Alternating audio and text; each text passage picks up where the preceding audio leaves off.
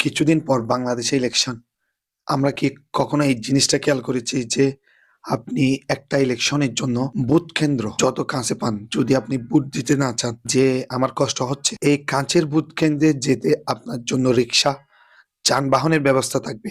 কিন্তু কখনো এটা খেয়াল করেছেন যে আপনি প্রতিনিধি হিসেবে যাকে পাঠিয়েছেন তার সাথে সম্পর্ক মাত্র কয়েকটা দিনের। কেন বলতেছি? কোন সে রিক্সাওয়ালার সাথে হাত মিলাচ্ছে, এখন সে গরিব অসহায় মানুষের সাথে হাত মিলাচ্ছে। এর পরবর্তী 5 বছর সে যখন দায়িত্বে থাকবে, এমপি মন্ত্রী হবে, তখন ওই রিক্সাওয়ালাকেই তার ভিআইপি ট্রানজিটের জন্য জ্যামে দাঁড়িয়ে থাকতে হবে। ভোট দেওয়ার জন্য ভোটের কেন্দ্র একদম কাছে, আপনার খুব কাছেই হয়। যদি আপনি যেতেও না পারেন, আপনার জন্য অবশ্য যানবাহনের সুব্যবস্থা আছে, এটা তো আছে।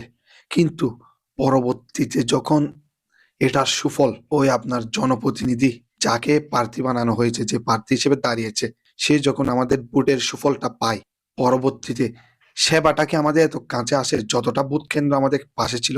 ভোট কেন্দ্র যতটুকু আমাদের কাছে ছিল, আমাদের নাগরিক সেবা ততটুকু আমাদের কাছে নাই। এটাই বর্তমান গণতন্ত্রের সুফল।